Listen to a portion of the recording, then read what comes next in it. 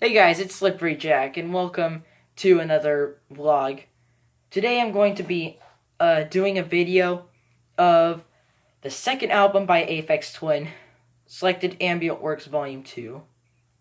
So this is going to be a hard album to review. I've listened to the album in its entirety only a few times, and it's also very long. It's twice as long as Selected Ambient Works 85 to 92, and it also sounds nothing like it. Selected Ambient Works 85-92 wasn't exactly ambient, whereas this album really is. So I'm talking like Brian Eno or Stars of the Lid kind of ambient. But unlike Stars of the Lid or Brian Eno, this album is more post-industrial or dark ambient. And yeah, that means the happy sounds and melodies on 85 to 92 are not here. So this album is very dark as a whole. It's got a few bright moments, but most of the songs there are a few tracks that are just downright creepy. And because there's so many tracks on here, I'm not going to talk about every single one of them. I will talk about most of them though. So it starts out with Cliffs, which has the dark feel that the album is known for. Next one is Cliffs is, well, by the way, Cliffs is one of my favorites. It's really relaxing, it's comforting. Next one is Radiator, which is more dark and mechanical. Doesn't really have that same warmth as Cliffs. But next one, Rhubarb. Now this one is very, this is a big favorite to a lot of Aphex Twin fans, and it's a favorite of mine too. It's one of those tracks that you just can't help but love. So Rhubarb has that comforting feel. It's still dark, as in like nighttime kind of dark. But yeah, it's very welcoming. But then it takes a dark turn with Hankie. This track is one of the creepiest things Aphex Twin ever wrote. It was, for whatever reason, omitted from the US pressing, which I think isn't right, because this is a great track. I love how atmospheric it is. It has it's not really one of the droning kind of tracks, but it's very dark, almost like you're on a rogue planet or something, or like a really cold planet that has very very little sunlight, and you're stuck there forever, and you're like, what, how am I gonna get home? What am I gonna do? There's all these creatures, and they're like all creepy, very foreboding, but it's an incredible track, very underrated. And it keeps the mood going for another 9 minutes with Grass. And the tracks on this album, the names of the tracks on this album don't really fit the names. Grass sounds like it would be a bright and happy track, but this is another very creepy one. Mold is is one of the shorter tracks with based around a voice sample, and then it has with some melodies here and there, and it ends with the dark bass line, which is my favorite part of the song. Curtains is one of the longer tracks on the album, going for almost 9 minutes. And it's not as dark as Hankie or Grass, but it is a really good track. It's definitely ambient music, but I'm able to enjoy this one pretty much almost any time I hear it. I just love how it feels like you're walking down a street at night and there's all these lanterns. Really nice track. Blur is much more foreboding, and it's actually got a beat. But it's still very down tempo. Weathered Stone is another song with a beat.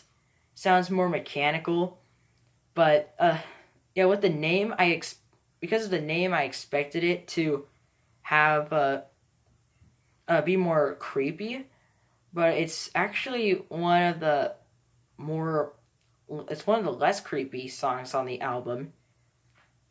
The next one, Tree, on the other hand, is very creepy, with this dark synth chord that keeps repeating throughout the song, making you. When I turned the song on, I was expecting more happy moment, but then it was like, whoa! I was like, whoa! That's not what I expected. And then the melodies come in, giving it more of a dark feel. Was not what I expected. Should have known from previous songs, but hey, it's called, who would think that a song called Tree was that creepy? Domino, I guess, is alright. It's kind of one of the less entertaining ones on the album, sort of like Radiator, but less mechanical. I think I'd still prefer Radiator. And on the next disc starts with Blue Calx. Blue Calx is... Oh, I think my family has gone to bed, so I'll have to talk quieter. Blue Calx is awesome. And unlike Green Calx, it's not heavy, and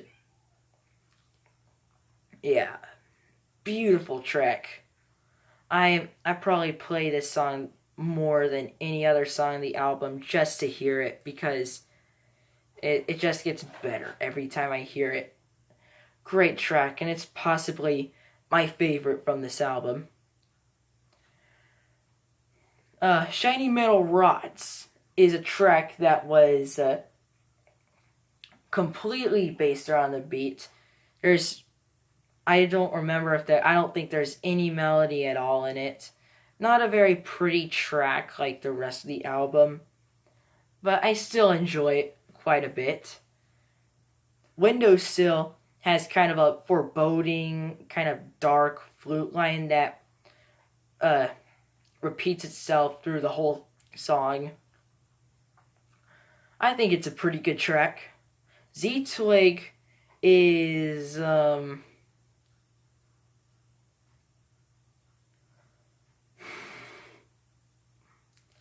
I forget what Z-Twig sounds like. You know what? What I'm gonna do, I'm going to listen to Z-Twig real quick. But anyway, while I'm searching this up, I'll might as well get another one out of the way.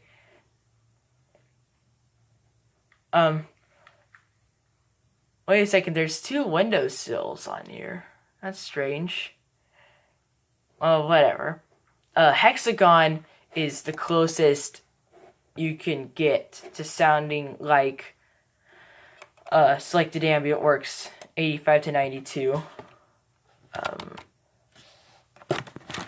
Gotta get this off my keyboard.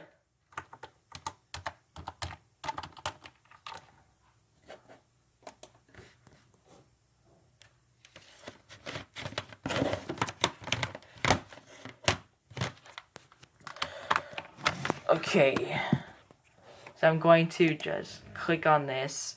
I'm going to fast forward it to Z-Twig.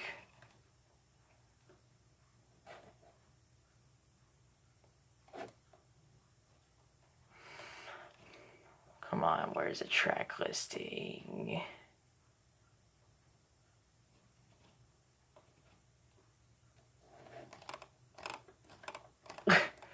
I'm wasting time. I'm really sorry, guys.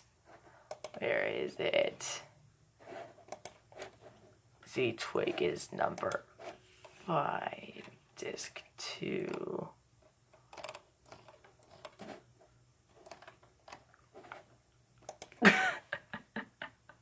I'm so sorry about this.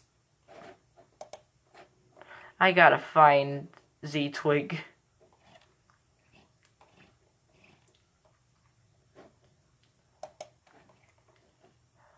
Okay, here it is. I'm listening to Z-Twig right now.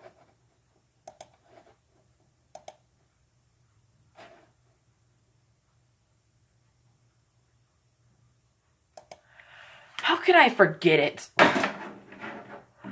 Z-Twig.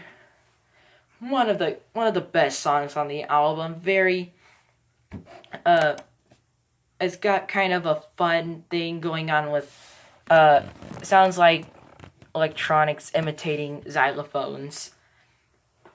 It does not go on long enough. I feel like this, if it was looped, it could have gone on for like 10 minutes at least.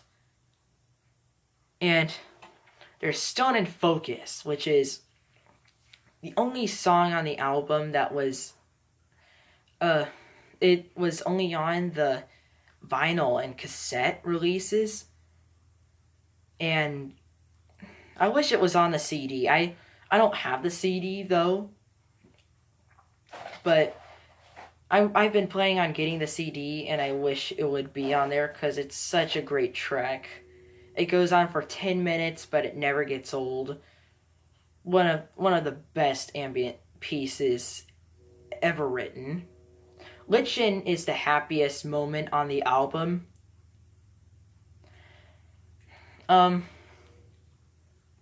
Tassels is the most mechanical sounding track. It's got like all these mechanical sounds everywhere, with kind of a melody going on, making it a very creepy mechanical track. Then there's White Blur 2, which is the longest song on the album, going on for over 11 minutes. This is a really interesting one. It always put creepy images in my head. So, and I'm not sure I want to know what Richard D. James saw that would influence him to write this track. And by the way, I heard that he said that the influences for this album were just sounds that he heard when he was lucid dreaming. And it kind of described it as sounding like you're inside a power station on acid. Okay. Not on that case, well, don't let that turn you off the album. It's a great experience nonetheless, and you don't need to get high to enjoy it.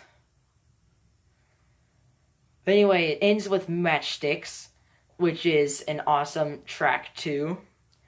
Wouldn't consider it one of my favorites from the album, but it's very interesting. It sounds like very UFO-ish, like you're being sucked into a UFO and you're being taken away into outer space. And yeah, it's Selected Ambient Works Volume 2 for you. Very foreboding and creepy experience. But foreboding and creepy doesn't mean bad. The only thing that I think is a problem with this album is the mixing. I think that it's in some parts it's a bit disjointed. Some of the songs just kind of ruin the atmosphere the previous song created.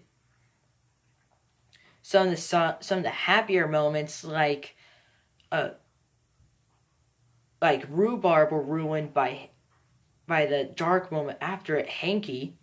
But then I've listened to that section so many times that I can't imagine Rhubarb without Hankie coming after it.